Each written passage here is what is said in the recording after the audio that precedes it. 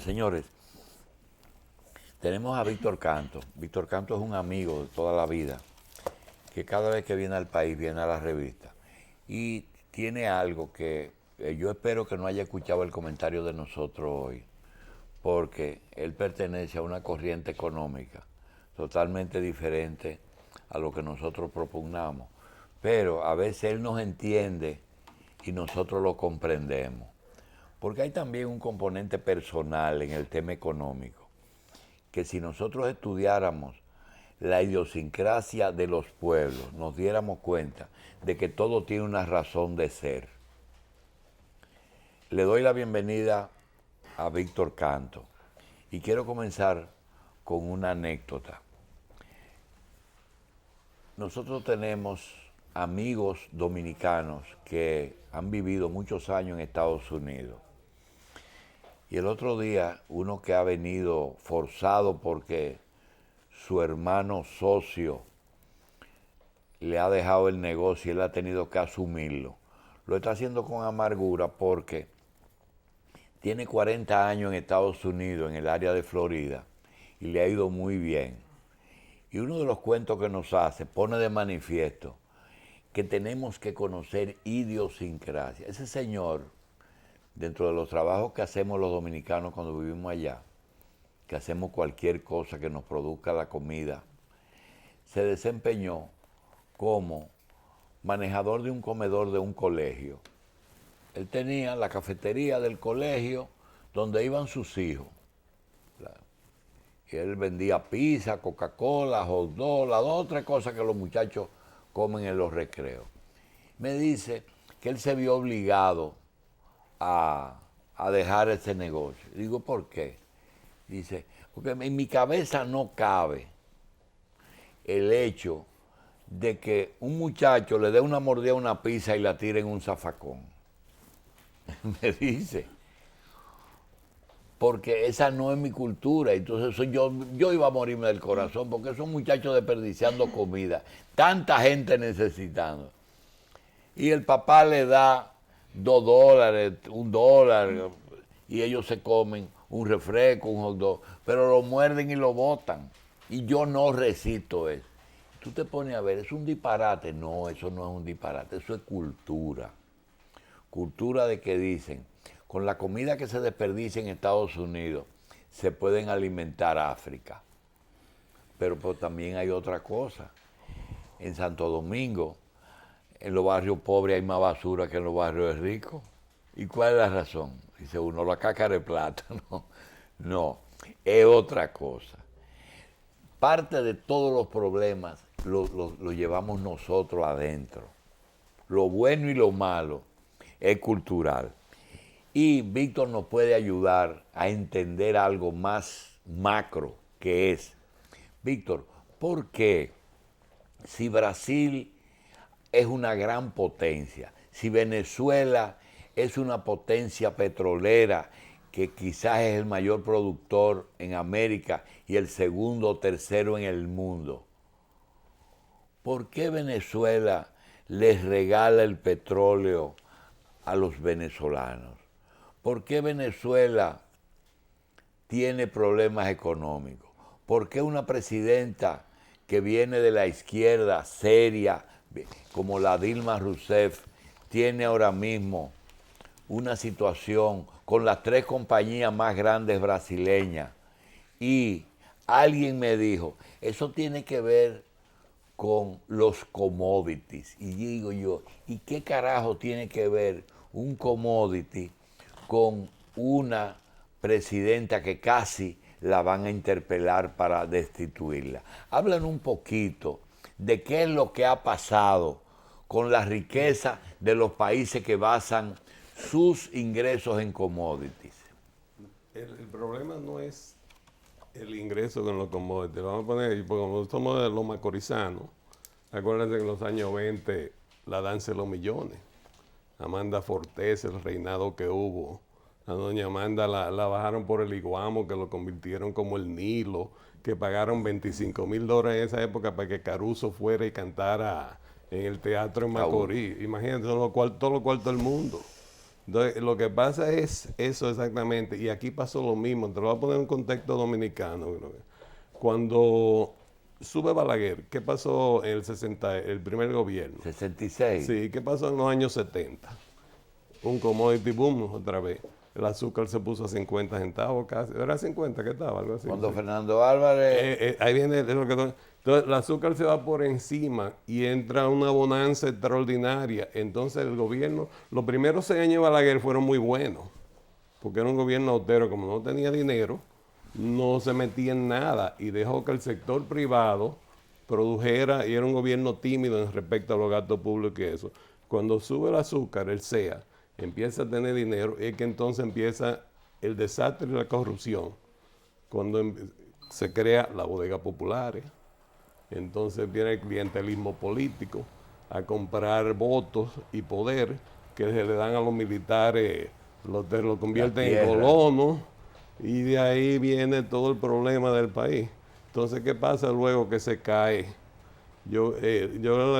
Se cae cuando se cae el azúcar. Cuando se cae la fuente o bajan los precios de esos Entonces, productos, no hay que robar. No, o entonces que dispendiar. a la gente, entonces, y la lealtad de todo el que tú le dabas la pierdes.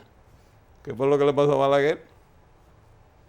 Cuando tú llegas a la situación que cae, entonces se crea el Acuerdo de Santiago que fracasa porque los reprime y qué sé yo qué. Y después, a través del tiempo, pues no había nada que repartir, no puede comprar los votos y pierde el poder. Se gastó. Se gastó. Y aquí hablaban de Lula, que Lula era el fenómeno. Lula no era fenómeno, Lula era el dichoso más grande del mundo.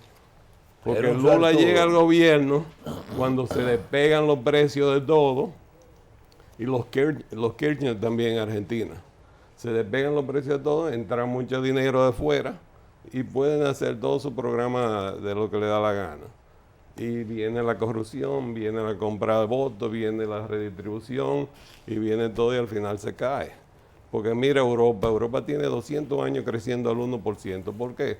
Porque todo el dinero lo quieren ganar y redistribuir. Ahora yo te voy a hacer una pregunta aquí, todos que estamos aquí. ¿Quiénes de ustedes trabajan gratis?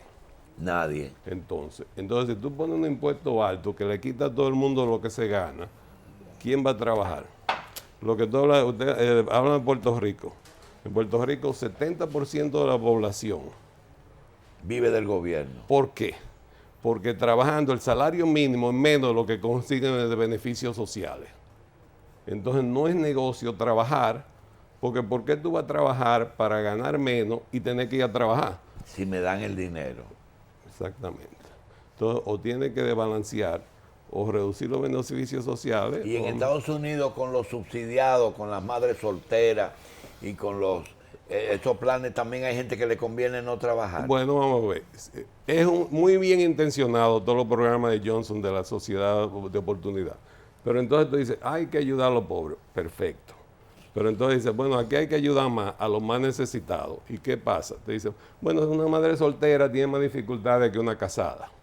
Entonces le vamos a dar más a la madre soltera. Entonces, ¿qué incentiva eso? Más madres solteras. Ajá.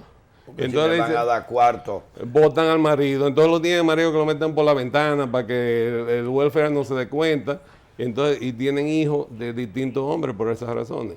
La otra razón es que hay que ayudar a los que más necesitan. A la que tiene más hijos es la que más... Pero es una posición republicana. No, es una posición de... ¿Sabe quién dijo eso? Patrick Moynihan, que fue el liberal más grande de demócrata de los 70 y 80. ¿Un demócrata? Sí, Patrick Moynihan, que fue ministro de cuando Kennedy, y después fue senador por Nueva York, que era profesor en Harvard. Dijo que los programas de la gran sociedad iban a destruir los incentivos sociales. La pérdida del valor del petróleo en Venezuela, ¿cree usted que tuvo que ver de cierta manera con esa derrota que tuvo en las elecciones el gobierno de Maduro? O sea, la imposibilidad de tener el ingreso suficiente para mantener los programas sociales. No puedo, exactamente, pero y si Obama hubiera tenido pantalones, lo hubiera puesto en jaque. Lo que pasa es que Obama tiene otro problema de otras cosas. Pues mira lo que hay que hacer. El problema es bien sencillo, como tú pones en jaque a Venezuela. Construye el bioducto que baja de Canadá. El Keystone. Sí, el Keystone, lo deja que lo construya. Entonces, de Canadá tú bajas el petróleo crudo. Las únicas refinerías que hay para manejar petróleo crudo duro, el ácido, eso, están en Luisiana. Si tú traes el canadiense para Luisiana, ¿a dónde va a ir Venezuela? No hay a dónde refinar porque el crudo de Venezuela es muy ácido también. Entonces, si tuviera una política de visión desde el punto de vista de los intereses norteamericanos, eso es lo que hay que hacer. Sí, Pues, pero hay una parte, Víctor, que tú comenzaste y nos fuimos por otro lado. Tú entiendes que en la bonanza lo que hay que administrarse bien y guardar para los 7 vacas flacas. exactamente, porque uno es un verdugo. Todos los financieros, cuando las cosas están buenas, son unos leones. Mira América Latina, ¿qué le pasó a México al principio cuando abrieron con NAFTA? Las cosas estaban buenas, el dólar subió y los gobiernos empezaron a gastar y después cuando se acaba eso, hubo la crisis. No, pero no es América Latina también, ¿te acuerdas? En Asia, todos esos países emergentes. O sea, cuando las cosas están buenas, hay que guardar dinero para cuando no haya dinero. Y cuando hay elementos que distorsionan la economía, en un economista de buena fe, por ejemplo, estudiar México, tú que mencionaste México, ¿cómo tú resuelves el problema de los suprapoderes? Es decir, ¿por qué unos delincuentes narcotraficantes tienen más poder que los políticos? Porque, ¿qué magistrado aguanta un cañonazo de 1 o 2 millones de dólares? Aquí en cualquier parte. En cualquier parte, exactamente. Entonces tú lo que tienes que hacer es, por ejemplo, el problema de la droga es bien sencillo de resolver. Donde hay que liberarla es en Estados Unidos, que es el punto de consumo. Si tú dices, bueno, la droga es libre mercado, como el alcohol, cuando la No, prohibición... pero bajar la demanda, ¿verdad? Sí, no, y grabarla. Entonces ya no hay que pagar protección, no hay crimen, no hay transporte complicado. Lo mandan en tu barco y le cobran de impuestos de importación y ya. Sí, bueno, pero nada más que ir a Holanda. El que va a Holanda, ¿dónde? Evitico, ¿y la salud pública a dónde va a parar? Lo paga. Pero ven acá, Machi. ¿Y qué ha pasado aquí con el licor? Alcohol El alcohol, sí. y el cigarrillo. Ellos pagan impuestos. Y entonces con los impuestos que tú le cobras al licor, al alcohol, da tu servicio de salud social. Para curar ese mismo enfermo. Exactamente. Porque hay proclividad al alcoholismo, ¿verdad? Eso es genético. Hay predisposición. Entonces a eso se le da el servicio social, pero uno lo hace conscientemente, porque por ejemplo aquí todos nosotros sabemos, todo el mundo que está aquí sabe ¿Y qué por ciento de la economía está distorsionada por la falta de control de esas áreas que son subterráneas? Más de un 10. Depende, porque también se restringe, y lo que yo no te podría decir, hay gente que dice que un 10 puede ser que sea y que más. Lo que pasa eso entonces es que tú tienes los sitios que la gente no quiere criminalidad, como pasaba en Nueva York antes, yo no sé ahora, y supongo que ahora volverá con de Blasio, que por ejemplo en Washington Heights, la policía lo que hace es, no queremos tráfico de droga en el barrio Los Blancos. ¿Verdad? Que se mate. Hay que ir Tú tienes que ir a Washington Heights a comprar lo tuyo. Pues yo tenía un amigo que tenía un programa de televisión allá muy famoso y todo eso, y él iba a Washington Heights a comprar allá. Porque lo contiene, ¿entiendes? Tú tienes tu área de contenimiento. Es como área de tolerancia, Sí, como la allá prostitución adentro, en algunos países. exactamente, la arena es más corriente. Sí, la arena. Sí, todo el mundo tú quieras, en la arena que está, y ya. Mientras no te sale la arena, no hay problema. Usted está diciendo de cierta forma de que hay sistemas económicos que dependen mucho de la droga también. Pero es que es una actividad rentable. La gente tú lo tienes que ver desde el punto de vista que todo el mundo lo que quiere es ganar dinero. Entonces, si eso deja, tú lo haces. Por lo mismo la prostitución, la gente que habla, y todos los vicios. Bien, ¿Hay un lavado bueno y un lavado malo? No, yo no creo en la droga, pero es personal. El problema no es tu opinión. El problema lo determina el mercado. Sí, hay pero- una demanda, tiene que haber una oferta. Entonces, ¿cómo tú haces que el mercado funcione lo Sí, mejor pero, posible? Mira, nosotros nos sorprendimos el otro día de ver la incidencia que tienen los grupos de la sociedad civil en los abogados. Sí.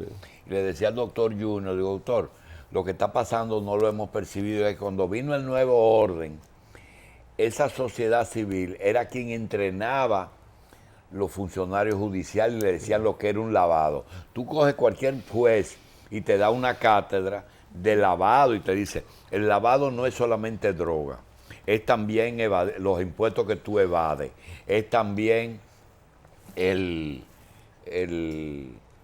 ¿cómo se llama? Lo que tú te robas del Estado, es decir, de corrupción, de droga y de evasión de impuestos. Pregunta, esas tres cosas, ¿Estados Unidos las tiene controladas? No,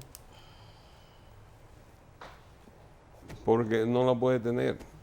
Porque hay mucha gente. Lo que pasa es que entonces con el proceso judicial aumenta los costos. Porque mientras tú hagas más, trata de prevenirlo. La prevención lo que te aumenta los costos y te aumenta el precio de la droga. ¿Por qué? Porque restringe la oferta, porque es más difícil entrarla. Y al ser más difícil entrarla, ¿qué pasa si hay demanda? El precio sube. Y ya tan sencillo como eso. Y siempre va a seguir entrando. Mira, los mejores ingenieros del mundo trabajan para el cartel de droga en Tijuana. Hay otro tema que yo quisiera tratarle a Víctor después de la pausa. Víctor, la guerra como negocio. Después de la pausa, quiero que nos hable de ella. Estábamos conversando con Víctor Canto y discutíamos en la pausa sobre el tema de oportunidades, pero tenemos pendiente el asunto de la guerra como negocio.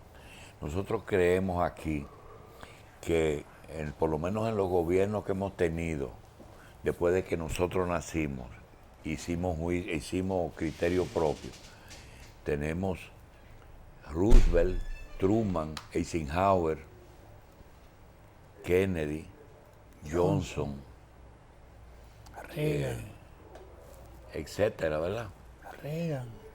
Reagan, Carter, los Bush, Ford, incluyendo una muerte violenta. Víctor, la guerra como negocio, para nosotros están los halcones y las palomas, es decir, los presidentes que son pro guerra, y tuvimos el caso de Dick Cheney, que mucha gente entiende que hizo una guerra para beneficio personal. La pregunta es esta. Para mí Johnson fue mejor gobernante que Reagan. Sin embargo, para ti no es así. Porque Johnson tomó medidas, inclusive quien elimina las discriminaciones finales es Lyndon B. Johnson, un demócrata del sur. Dinos realmente cómo funciona la mentalidad del norteamericano frente a las minorías, frente a la oportunidad que debe ofrecerle el gobernante, que los republicanos en eso creen mucho, en dar no subsidios, sino oportunidad. Háblanos de eso. Bueno, yo creo, para empezar, no fue Johnson que dio eso, fue la legislación. Porque hay que tener sobre el proceso judicial, el Congreso tiene tanto poder como el presidente presidente ejecuta, pero el problema es bien sencillo, es como tú dices, es de oportunidad. Ahora, lamentablemente, la política se ha resuelto allá, que hay cierto sentido que habla el clientelismo político, que a tal grupo le toca tanto, a tal grupo le toca tanto, esto es un pastel que hay que repartirlo de tal o cual forma, pero no es así. Porque las oportunidades que hay en Estados Unidos, ese es el gran valor de los Estados Unidos, es que te permitan la oportunidad de tú progresar. Te voy a poner yo como ejemplo. ¿Tú crees que en la época que yo estudié, los rusos me iban a mandar a mí a la mejor universidad? ¿Me iban a permitir a mí, un dominicano, entrar a la mejor universidad de Rusia? Pero te daban una beca. A la Patricio Lumumba. Sí, a la de ellos. No, a la mala de ellos. Porque esa, la Patricio Lumumba, lo que iban era extranjeros. No donde iban los científicos rusos que hicieron la cosa. ¿Y dónde estudié yo? En el Instituto Tecnológico de Massachusetts. Pero te fuiste con los cuartos de Víctor Canto. No, pero y si hubiera pedido beca me la dan. Lo que pasa es que yo no la pedí porque hay que dar la oportunidad a los que no tienen. ¿Verdad? Pero yo estudié en lo mejor de los Estados Unidos y eso es lo que hay que ver de la sociedad americana. Que te da la oportunidad de tú llegar a lo más alto que existe. Esa es la universidad de Noam Chomsky. Sí. Y por eso, por eso Obama es presidente, por eso que tú estás diciendo. Exactamente.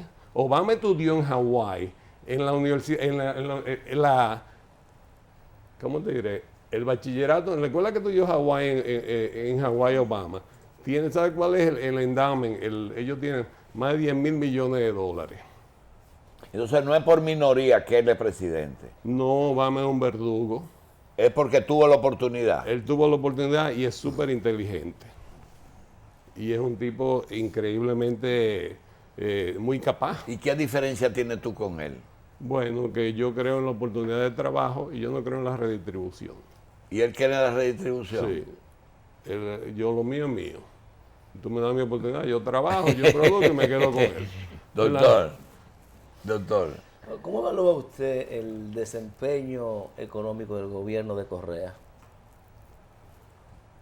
Eso es lo que veo a largo plazo, vamos a ver.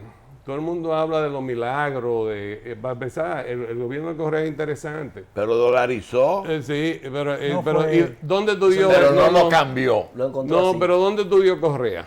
en Estados Unidos. Ah, no en Rusia. ¿Y por qué él se fue a Estados Unidos en vez de irse a Rusia? Entonces, lo que hay que ver en el largo plazo, ¿cuál es el crecimiento que le va a dar Bolivia y esos paisitos en 20 años, 30 años, dónde van a estar? Porque todo el mundo habla de China, por ejemplo, tú pones que es un ejemplo más interesante y menos político. China ahora es la potencia del mundo y cosas, pero China ahora tiene sus problemas, no solo militares, sino económicos, que la economía controlada no funciona, porque ya la gente es rica, tiene bienestar económico, ya la gente no tolera la corrupción, no quiere la contaminación del medio ambiente. Pero Estados Unidos y Europa han tenido sus problemas económicos también. Todo el mundo tiene problemas económicos.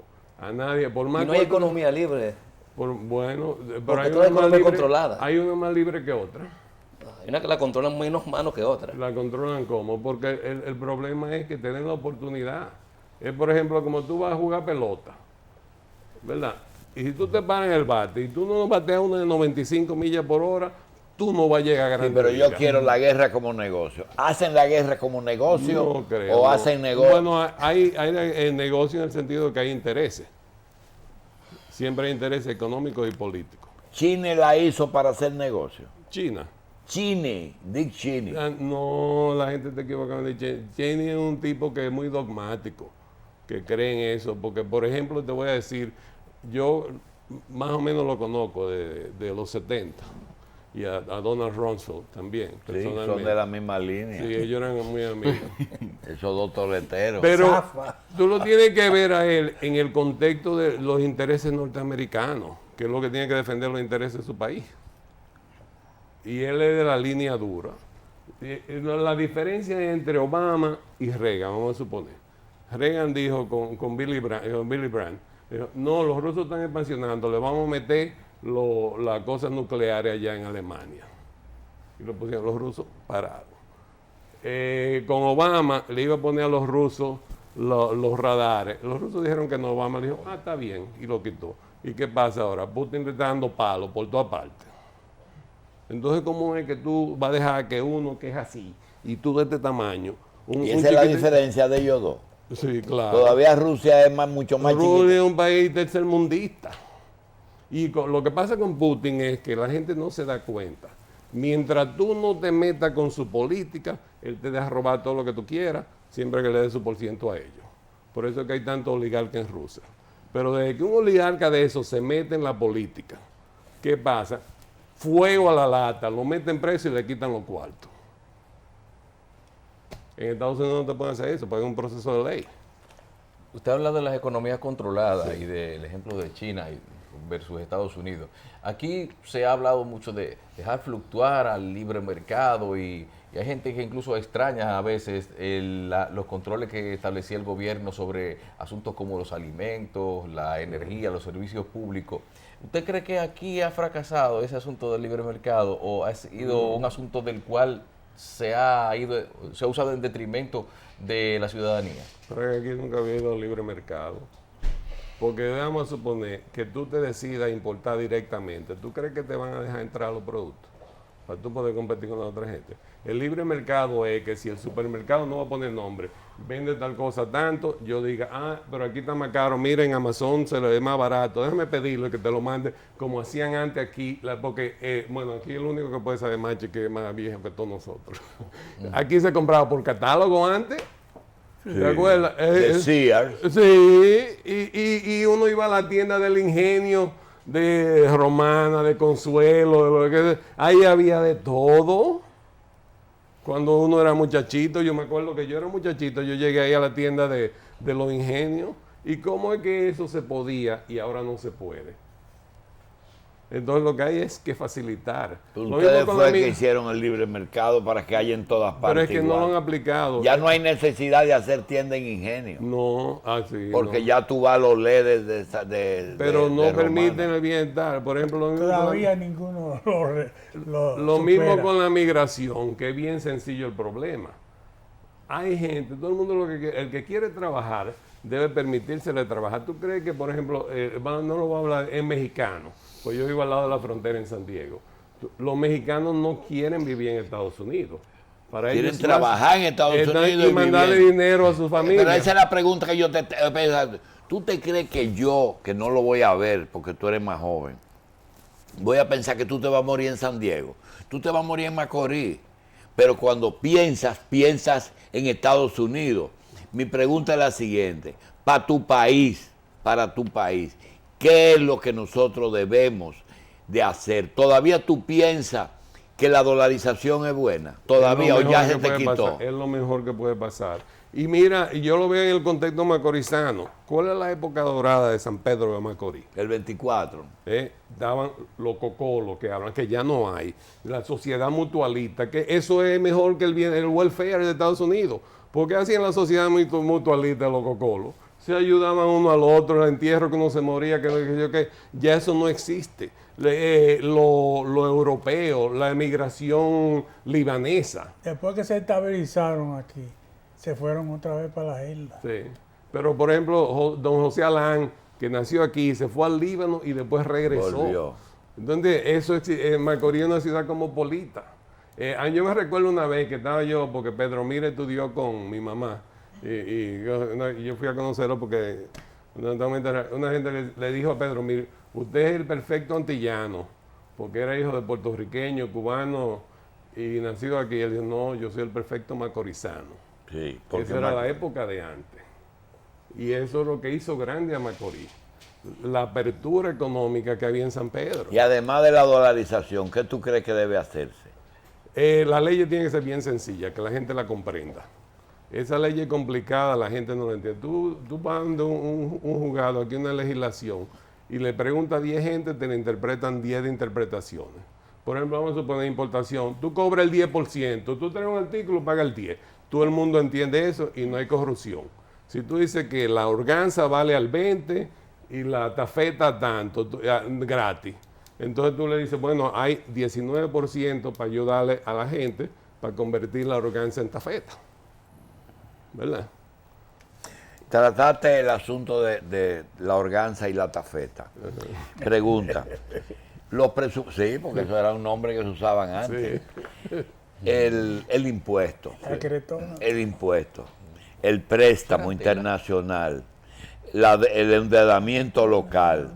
El ahorro y son los 4 elementos que tienen que manejarse en un presupuesto. Ningún gobierno habla de reducción de gastos fijos. Todo el mundo habla de préstamos, a veces de devaluación para beneficiar ciertos sectores, de buscarse préstamos internacionales y de buscarse préstamos locales. ¿Cómo debe equilibrarse un presupuesto que ya hoy está en 700.000 millones? Ya tú entras en un problema político. Es muy difícil recortar, porque vivimos en un país que todo el mundo es padre de familia. ¿Verdad? Entonces tú no puedes hacer. Entonces, como uno no puede recortar, lo que tú tienes que decir, mira, el gobierno de ahora en adelante, lo que vamos a hacer es reducir el sector público en relación a la economía, pero no recortando, sino creciendo. ¿Y de la qué va a economía. vivir lo político? No creciendo la economía, espérate. Entonces lo que dice, vamos a mantener el gasto público per cápita de acuerdo a la inflación. O sea, ¿Qué es eso? tú aumentas el gasto público de acuerdo a lo que crece la población y que crece la inflación. ¿Es una indexación? Sí, del gasto público. Entonces, ¿qué pasa? Si hay crecimiento económico, el gobierno va a recaudar más porque tú crees, la economía va a crecer más rápido que el crecimiento de la población, inflación, más el crecimiento real. Entonces, el dinero del crecimiento real se utiliza para pagar la deuda pública.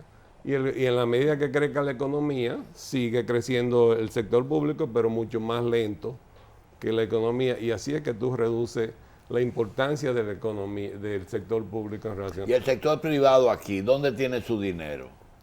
Bueno, pero eso es cuestión de seguridad. Porque a mí, yo estaba hablando con un amigo, me dice que yo tengo mi dinero en Panamá, ¿y tú dónde lo pondrías? Yo digo, yo en Estados Unidos. Pero pagan menos, digo, pero están seguros. Es como nosotros somos colonos y nosotros tiramos la caña desde A Tomayor a Romana. a Romana. ¿Y por qué? Porque ellos pagan y están seguros. Son gente seria. ¿Usted cree que Habló de crecimiento real. ¿Hay un crecimiento irreal? Desarróllame esa teoría. Bueno, es bien sencillo. Es como hay ciertos negocios contables, los negocios privados, aquí cuando va el impuesto a la renta, hay los libros de los impuestos y los libros de los accionistas. Entonces los libros de los impuestos no son los reales. Hay 4. Sí, bueno. El libro del socio, el libro de impuesto interno, el libro del banco para que te presten, ¿verdad? Y ahora lo que pasa es que los incentivos son distintos. El que tiene un negocio privado, tú a la renta lo que quieres es minimizar los números. Pero el que es empleado público, el equivalente de la renta lo que quiere es aumentar los números, porque la economía está flotante. Pero yo le digo a la gente, la prueba más sencilla del bienestar económico es la economía se siente en el bolsillo. La gente me dice que esta es la economía que más rápido crece en América Latina, que qué sé yo, que entonces vamos a estar bollantes, todo el mundo está bien y no hay problema de escasez ni problema de nada. Y entonces yo le pregunto, ¿cómo está tu bolsillo? Es de un país ¿Y difícil. cuál es la percepción tuya? ¿Que estamos mejor o peor? Que estamos peor. ¿Estamos peor? ¿Usted cree que hay una restricción del circulante? Yo no sé, puede ser que no te puedo decir. Lo que sí te puedo ¿Pero decir. por qué estamos peor?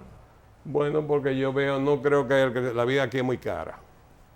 Sumamente cara. Y si estamos dolarizados produciendo pesos. No. Yo aquí un restaurante bueno de aquí es más caro que el mejor restaurante de Nueva York. Porque tú le tienes que pagar, te lo cobran en dólares todo aquí.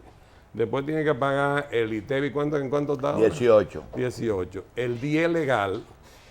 Y entonces tienes que dejar propina en efectivo, porque si no el negocio se queda con ella, para Sí. regalarle las cosas. Entonces ya tú vas por el 18, el 10 va en el 28, le das 10 o 15% de propina, está en 40% del costo básico. O sea, la vida es sumamente cara y muy difícil. Aquí tú nada más puedes hacer 2 diligencias al día, una en la mañana y una en la tarde. Porque yo es increíble, yo vine aquí temprano para venir antes, porque no sé, y aquí había un tapón a las 6 de la mañana. Porque todo el mundo tiene carro, la economía está bien. Bueno, sí. Porque todo el mundo tiene carro. Aquí el camarógrafo tiene un Camry, el otro tiene un Toyota. Y las tasas de interés actuales, tanto para préstamos de consumo, para préstamos, ¿usted piensa como que aquí se está haciendo un uso extensivo del crédito a nivel de la ciudadanía y hay justeza en esas tasas? No, lo que pasa es, mira, el gobernador del Banco Central, yo le doy una calificación bien alta en cierto sentido. Te voy a decir en qué sentido. Él ha mantenido la estabilidad macroeconómica en el sentido del dólar. ¿Él es economista o maquillista? No, él es economista. Héctor estudió en Chile, posgrado. Junto con... él ha mantenido el dólar relativamente estable, ha agravado un poquito, la inflación es relativamente estable, pero el costo de eso ha sido un crédito demasiado restringido. Por eso es que los préstamos son tan caros. Entonces, eso te reduce a ti el financiamiento, el mecanismo de financiamiento que te dificulta el crecimiento Víctor, económico. ¿y un ministro de Economía debe manejar los impuestos y la moneda? ¿O solamente porque el Banco Central lo que maneja es un brazo, el otro lo maneja? No, debe ser dividido. Hacienda. Debe ser dividido, Ajá, sí. Porque uno es más organizado al sector externo y el otro es al sector doméstico. Pero el problema de aquí es que Hacienda trata de hacer política económica en términos de dirigir la economía. El problema de Hacienda es uno, simplemente sencillo. ¿Cuál es? Recaudar lo más que pueda para que el gobierno lo gaste. Entonces tú lo que tienes que pensar, si yo necesito recaudar tanto, ¿cuál es la forma más eficiente de recaudarlo? No puede que le voy a dar el 10% de exención a qué sé yo, que eso no es función de Hacienda. Hacienda se necesitan tantos miles de millones de cosas. Bueno, vamos a recaudarlo y lo más sencillo. Entonces yo siempre pienso, como uno ve la Biblia y eso, como ¿cómo que dice la Biblia? El día está bien, ¿verdad? Como dicen los mormones, le damos el día a la iglesia.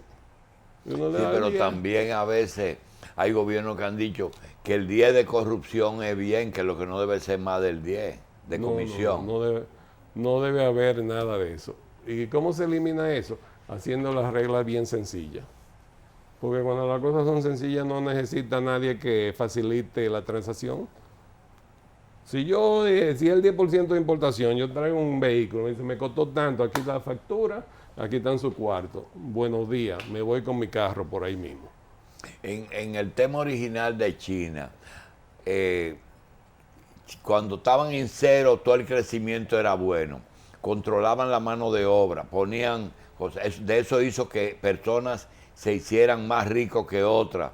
Y hay un pequeño grupo que es una élite millonaria versus un pueblo que está trabajando con controles. ¿Hacia dónde ellos van?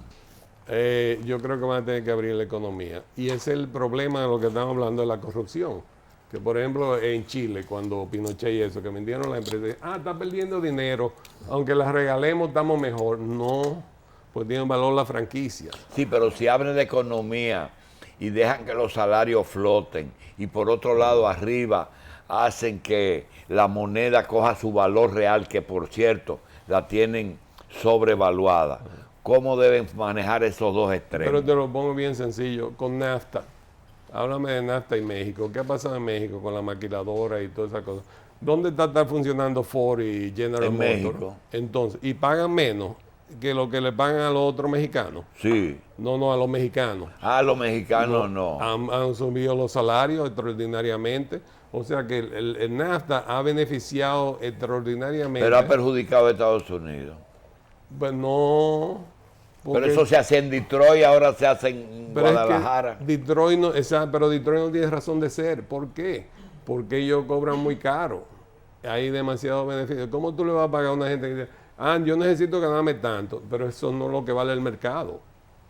Entonces, los mexicanos producen. Lo que la gente quiere, cuando usted va al supermercado, ¿qué es lo que usted quiere? Muchas cosas por poco dinero. Exactamente. Entonces, los chinos la producen, por eso que han progresado. Los mexicanos lo producen, y nosotros, los peloteros de nosotros, son muchas cosas por poco dinero comparado con los blancos.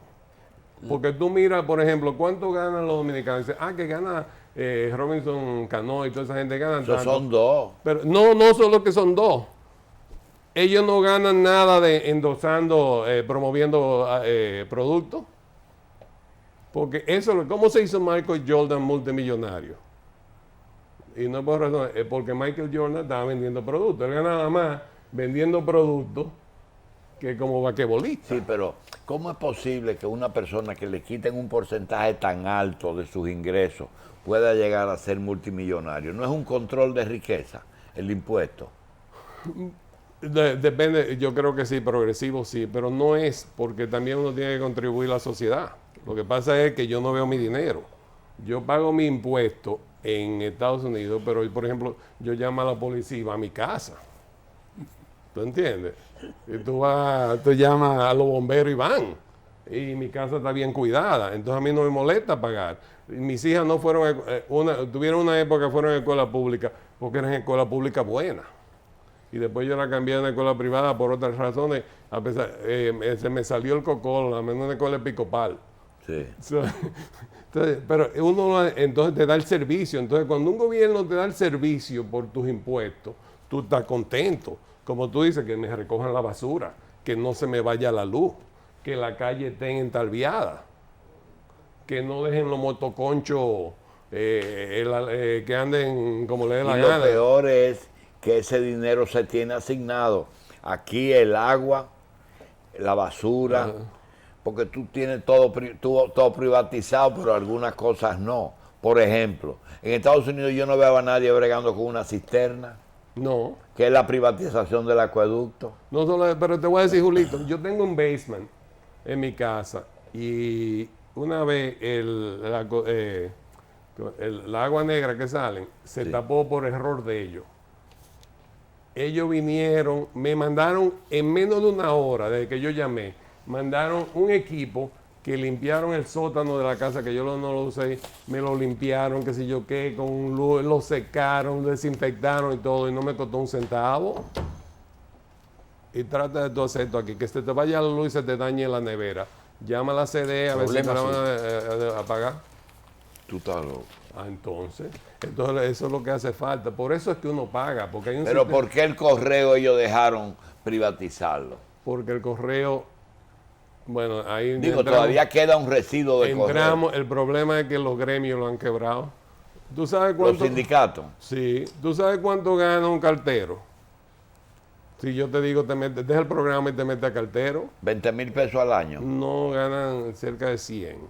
100. Sí, allá en California, un salvavidas, adivina cuánto gana un salvavidas ahí De playa. En la de playa, ¿cuánto gana? 24,000 pesos al año. No llegan a los 150. Y te retira a los 20 años. Y la gente se mete a salvavidas. Y te dan seguro médico. La gente empieza a salvavidas a los 20 años. Entonces un hombre de 40 años que está jubilado con un sueldo de 150,000 Es pesos. mejor aprender a nadar, ¿verdad? Exactamente. Oiga, dígame una cosa. En Estados Unidos todavía hay un orgullo de Made in USA o todo lo están importando No, o ya. todos son productos Todo multinacionales. es chino. No, ahora no, a los chinos le ha caído atrás como volvemos, no es la cosa con la contaminación del medio ambiente. Ahora que la gente está muy consciente de eso. Hay ciertos productos que nada, por ejemplo yo mismo, yo tengo unos perritos que ando con ellos. Nosotros nos compramos la comida de perro, miramos, hecho en China, no, esto yo no lo ¿Cuál compro. es el instrumento que usa Estados Unidos para presionar a China para que abra el mercado? No, pero es que no, a mí no me no, que no tiene que abrirlo, no tiene que presionarlo, porque Julito. ¿Cómo que no? No. Porque todos los días la economía de China Y Donald está Trump- más grande. Y Donald Trump está equivocado y los mismos demócratas están equivocados. China, mira, vamos a suponer una cosa.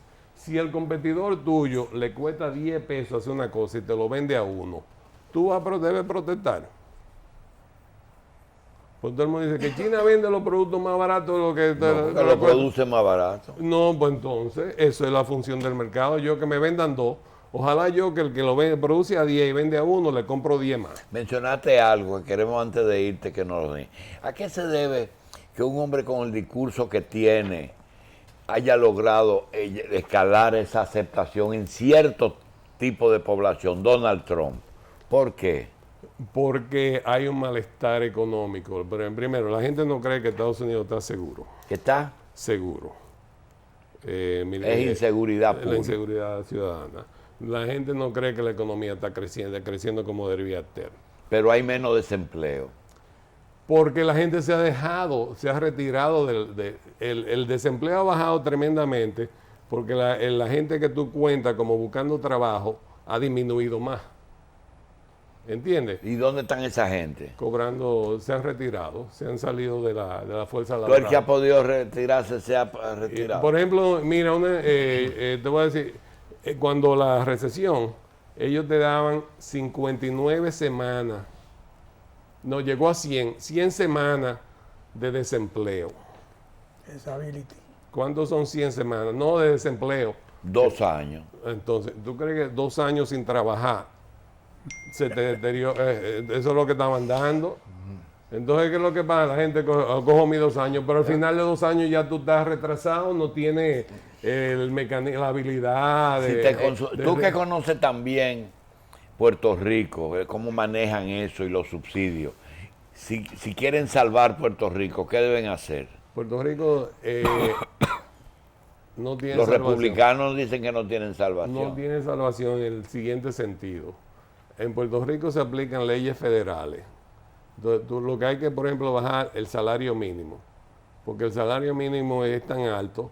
Porque vamos a suponer, tú tienes una gente, si aquí dicen, hay que pagarle 100,000 pesos a todos los guachimanes. Dice, pero un guachimán no vale 100,000 pesos. Lo que vale son 10 o 15 o 20, lo que sea. Entonces, ¿qué tú haces? No empleas tanto guachimanes. te busca cámara y qué sé yo qué, de seguridad y todo, lo reemplaza tecnológicamente. Porque la tecnología no te hace huelga, no se queja, no te llama a medianoche, no tiene problema de familia, de nada. Y eso es lo que ha pasado. Mira lo que está pasando con todos los Que la McDonald's. cantidad de beneficios fueron tan altos que quebraron el gobierno, No, el país. El país. Y después vivir del sector público lo que quiere, entonces el populismo. ¿Y qué por ciento tú entiendes de puertorriqueños que vivía del gobierno americano? Debe haber como un 70%. ¿Tanto? Sí. Y la gente se equivoca porque lo que está pasando en Puerto Rico ya pasó. ¿Cómo fue que don Luis Ferré se hizo multimillonario? Haciendo obras públicas. Si no, acuerda que todas las empresas quebraron. Sí. Entonces, cuando la empresa quebraron, el gobierno salió de ella, la compró y la puso a producir, la hizo rentable de nuevo. Porque es que tú no puedes usar la empresa, mira aquí el CEA y eso, tú no puedes utilizar la empresa pública para darle empleo a tu político, a tus seguidores políticos. Eso hay que manejarlo con un criterio de rentabilidad, para que haya beneficio, para que el gobierno pueda dar servicio al público. En Estados Unidos es posible pasarse a la informalidad. Sí, pero se hace... Hay gente, eso tiene toda la vida, desde que yo era estudiante. Yo tenía unos amigos dominicanos en Chicago que tenían 2 seguros sociales. Con uno trabajaban y con otro cobraban beneficios. Y allá están ahora mismo, te puedo decir que yo conozco, la gente que tiene hijos pequeños le alquila los seguros sociales, eso en los barrios de nosotros, de los hijos a los ilegales para que La puedan mayoría trabajar. de los fraudes contra el gobierno y contra los sistemas de seguridad social lo cometen extranjeros. Por ejemplo, ¿cómo se llama? Las cosas médicas, No. de los médicos que hacen fraude. que Eso sí, porque eso es cuestión de volumen. Pero, por ejemplo, no es necesario, porque, por ejemplo, los hospitales allá no pueden rehusar a nadie.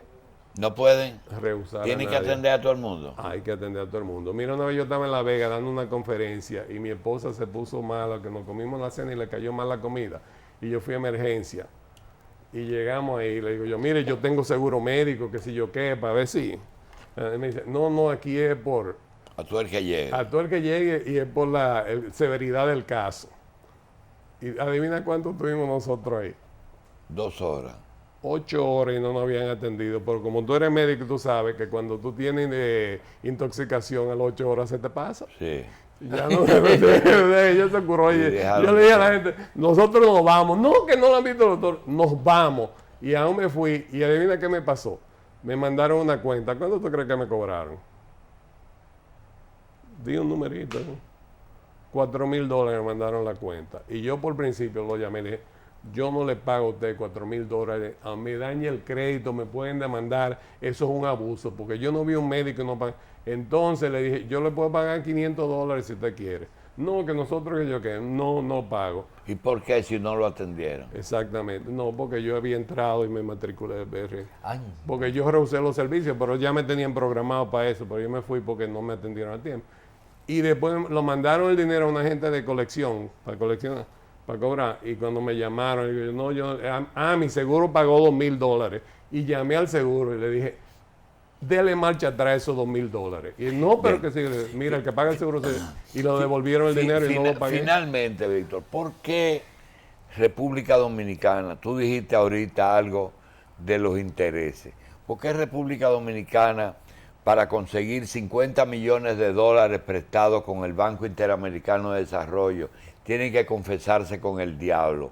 Pero sin embargo, tú coges unos bonos soberanos de aquí y te vas para Manhattan y lo pones en venta, y los economistas dominicanos te dicen, por el riesgo, porque el bono te lo prestan a más alto interés. Sí, pero como tú dices, y yo voy a comprar un bono que tenga un riesgo, aunque tú me des el 20%.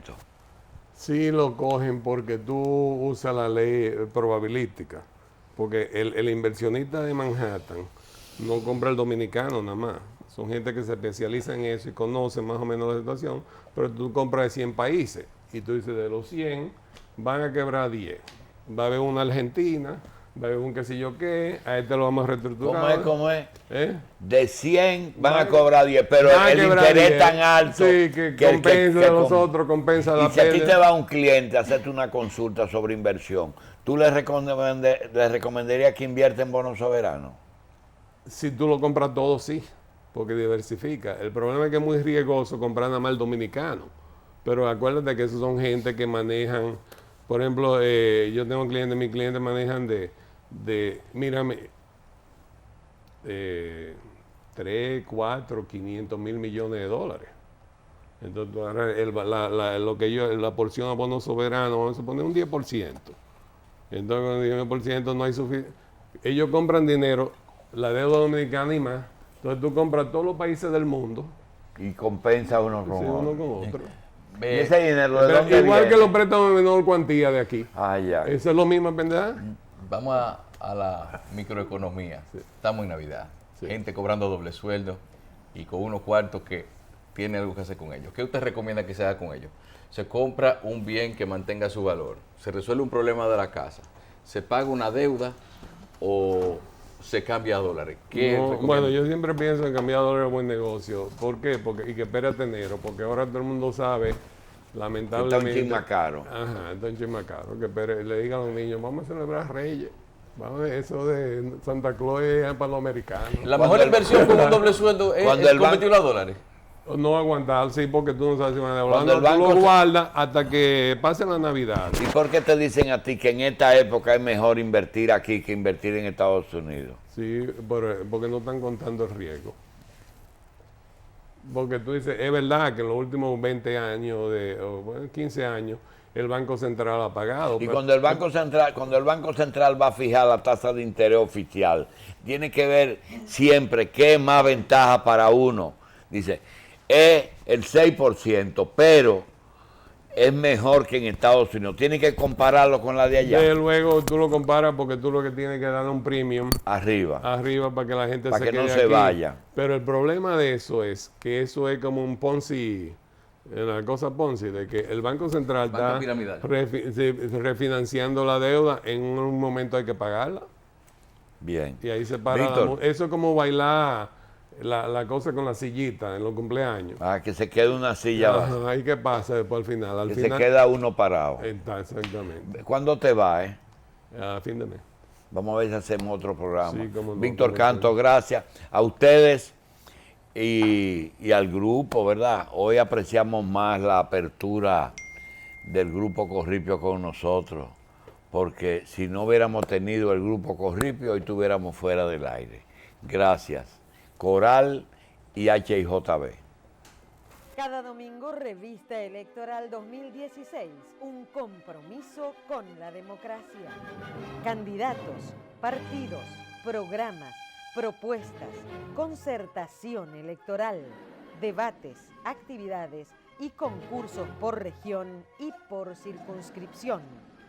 Desde las 5 de la mañana hasta las 11 de la noche, Revista Electoral 2016.